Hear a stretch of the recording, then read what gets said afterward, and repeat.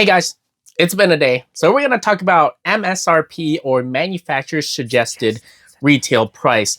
Now, MSRP has not been discussed much for the past 2 years until recently, and that is because it has gotten kind of out of hand with the prices of certain products, mainly Surging Sparks and Prismatic Evolutions. A lot of other Scarlet Violet sets are still under MSRP. Well, I guess Paldea Evolved is above MSRP now, but that one's been under MSRP for a while, and that one's kind of towards its 2-year mark of being printed. So MSRP is basically the price that Pokemon suggests retailers and game stores sell products at. Now, the reason why this gets a lot of people angry is that the current market state now, a lot of prices have fallen above MSRP, whereas the past 2 years, people have been buying boxes at way under MSRP, near $100 a box. Before you guys comment down below, this guy's a scalper, just let me explain MSRP. It's not as black and white as you expect owning a Pokemon card business. Whenever we get products from wholesalers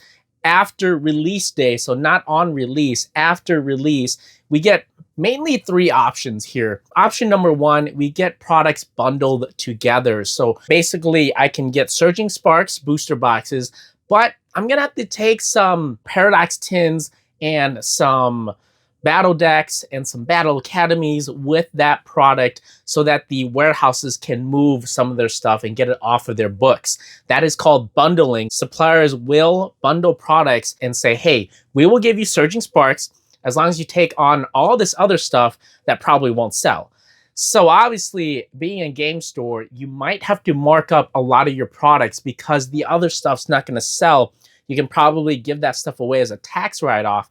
But most cases, the booster box is what's kind of encouraging people to go ahead and buy that product from the distributors. Another way distributors will do it is they will just go ahead and sell you stuff near or under market price. 151, for example. They'll say, hey, I've got 151 bundles here. However, if you want these, they're gonna be at $60 a box. Well, that kind of just leaves about $5 margin here for LGSs and stuff to go ahead and buy that product. It is a very in-demand set, so they have no problem churning that one. A lot of people tend to not buy these products at this high of a price because they get labeled as a scalper.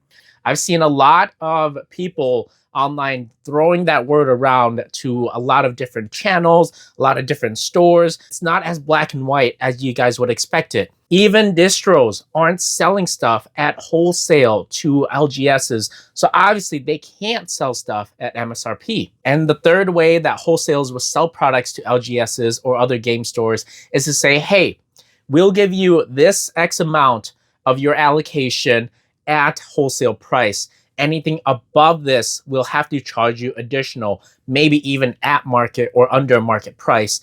So there's that factor as well. They will get some stuff at wholesale, but the rest of it has to be at a higher premium just because they want more of it. So there's the other way that wholesalers or distributors will sell products. Now, not all distributors will do all 3 of these, and not all distributors will go ahead and sell stuff at markup, but bundles are very popular. It's very popular because wholesalers want to get some of this stuff, this dead product, off their books, and so that they can go ahead and order more products from Pokemon. So now that you know a little bit more about MSRP, you can kind of understand where some stores are coming from. I understand there is a scalper issue right now with Pokemon. I mean, anyone that goes and clears out a Target and gets recorded, they deserve to be on blast. That is the risk you take if you go clear out a Target, is that you will be put on blast on social media and on YouTube.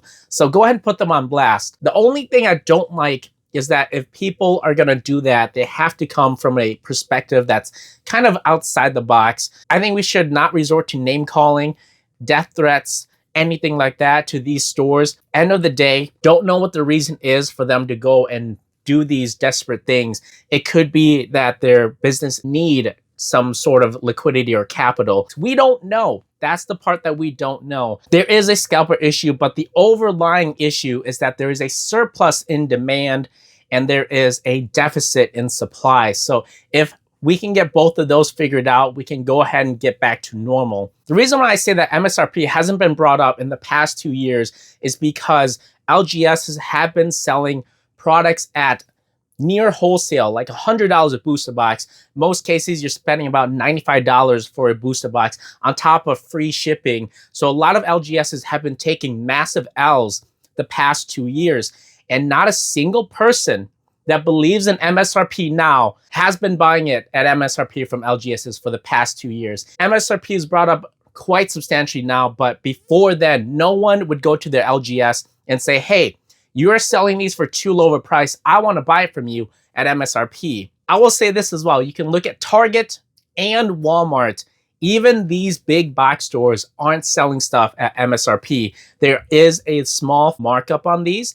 I think the only stores that are still selling at MSRP is Best Buy and GameStop. So the MSRP argument is not consistent. What I do find is consistent is that I sell stuff at market no matter what. If boxes are $100, I'll sell them at $100. If boxes are at $160 MSRP, I'll sell them at MSRP. There's also the argument that people don't really have a set number of rules when it comes to MSRP. If I were to sell Evolving Skies now at MSRP, people would call me crazy. So what is the timeline? Is it 2 years from release date? Is it 3 years? I bring this up because there's kind of an arbitrary amount of time where people are okay with you selling stuff higher than MSRP. Now, I'm not saying that stores should sell stuff higher than MSRP, but I just wanted to bring this to the table for discussion so that you know where some stores are coming from. There is also the difference in scale. Some stores can sell stuff at MSRP and have a really good margin. Danny Phantom got about 500 booster boxes from one distributor for Journey Together. That is a massive number of boxes for me. For Danny Phantom, that is a very small amount compared to what he usually gets. But there is the difference in scale. I can't scale my business with my current allocations. Danny Phantom, though, can make a good substantial profit because he has 500 boxes to work with versus me that might get like 2 cases, 4 cases, hoping for like 10 cases, but we'll see. I also bring up this point too. Danny Phantom, he's like a saint in the hobby, and yet he gets labeled part of the problem. Everything that Danny does, he sells at MSRP. Even stuff that he's losing money on, he sells at MSRP. And the fact that people are still willing to call him part of the problem with Pokemon, it just makes me look at it like, what is the point then in selling stuff at MSRP if people are still going to come back and label you as part of the problem? This is a very sensitive topic, I know, because it affects people's pocketbooks. Now you guys know a little bit of the nuances of owning a Pokemon card business, and it's easy to label people as scalpers, or it's easy to say they're marking up their products because they're greedy.